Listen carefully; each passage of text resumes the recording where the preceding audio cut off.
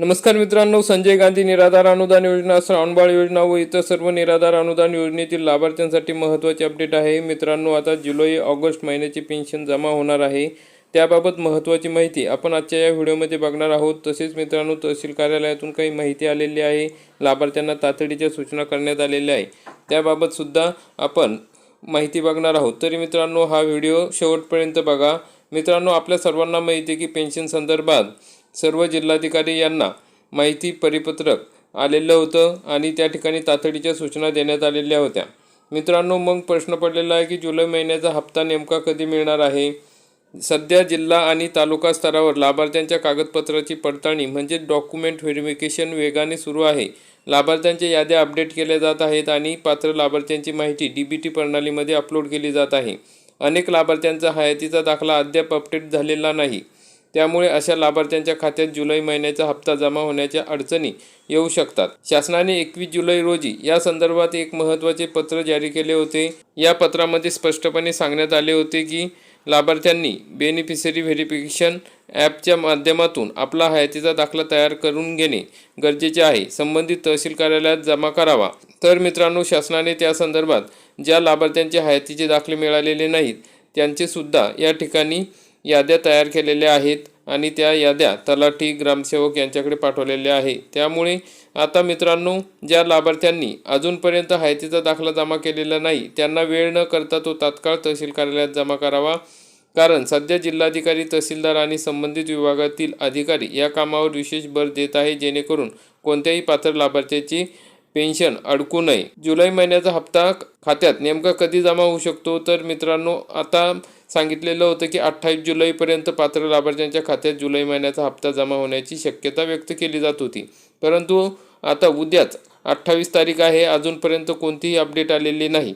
तरी मित्रांनो, या आठवड्याच्या शेवटी हा हप्ता जमा होऊ शकतो किंवा 3 तारखेच्या नंतर सर्व लाभार्थ्यांच्या खात्यात 100% हे पैसे जमा होणार आहे, कारण की मागच्या महिन्यामध्ये 4 तारखेला हे पैसे जमा झालेले होते। सर्व दिव्यांग बांधव, निराधार बांधव यांच्या खात्यात हे जमा होण्यास सुरुवात झालेली होती। तर मित्रांनो, काही दिव्यांग बांधवांना, निराधार बांधवांना मागील काही पैसे मिळालेले होते, कारण की डीबीटी प्रणालीद्वारे अपडेट करण्याची प्रक्रिया चालू आहे। आता उर्वरित दिव्यांग लाभार्थी, त्याचसोबत संजय गांधी निराधार अनुदान योजना, श्रावणबाळ योजना आणि विधवा पेन्शन योजनेच्या लाभार्थ्यांच्याही खात्यात टप्प्याटप्प्याने अनुदान जमा होण्याची प्रोसेस सुरू होणार आहे। तर मित्रांनो, राज्य शासनाच्या सामाजिक न्याय व विशेष सहाय्य विभागामार्फत पात्र लाभार्थ्यांच्या खात्यामध्ये दरमहा आर्थिक मदत मिळणार आहे। तर ती त्यामध्ये दिव्यांग बांधवांना 2,500 रुपये आणि इतर लाभार्थ्यांना 1,500 रुपये त्यांच्या थेट खात्यामध्ये पुढील आठवड्यात हे जमा होण्याची शक्यता आहे। तर आपल्याला 31 तारखेपूर्वी काही कागदपत्र तहसील कार्यालयात जमा करायचे आहे, त्यामध्ये हयातीचा दाखला आहे। तर कारण की मित्रांनो, यावेळेस मुदतवाढ दिलेली आहे, जिल्हाधिकारी यांना सुद्धा सांगितलेलं आहे की 31 तारखेपर्यंत सर्व लाभार्थ्यांचे हयातीचे दाखले या ठिकाणी जमा करावे।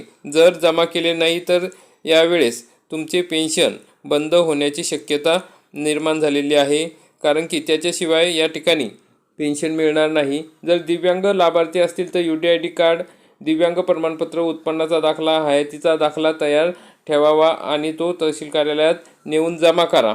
कारण की मित्रांनो, यासोबत आता रहिवासी दाखलासुद्धा मागण्यात येत आहे, तर रहिवासी दाखलासुद्धा काढून घ्या। सध्या सरकारी कॅम्प चालू आहे, तर त्यामध्ये तुम्ही रहिवासी दाखला काढून घेऊ शकता। त्यानंतर विधवा महिलांना पतीचे मृत्यू प्रमाणपत्र, हयातीचा दाखला, उत्पन्नाचा दाखला यासारखी कागदपत्रे जमा करावी लागणार आहेत।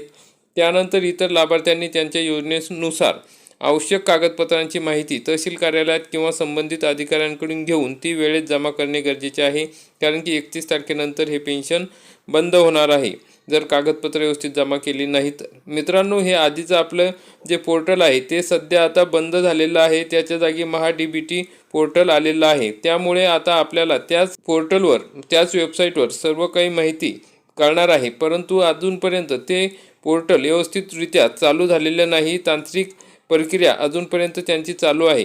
तर मित्रांनो, अशा पद्धतीने महत्त्वाची अपडेट होती। आणखी काही महत्त्वाची अपडेट मिळाल्यास आपल्यापर्यंत नक्की पोहोचवण्यात येईल। त्यासाठी आपल्या चॅनलला सबस्क्राईब करा, बेल आयकॉनला क्लिक करा आणि हा व्हिडिओ आवडल्यास व्हिडिओला लाईक करा। धन्यवाद। जय हिंद, जय महाराष्ट्र।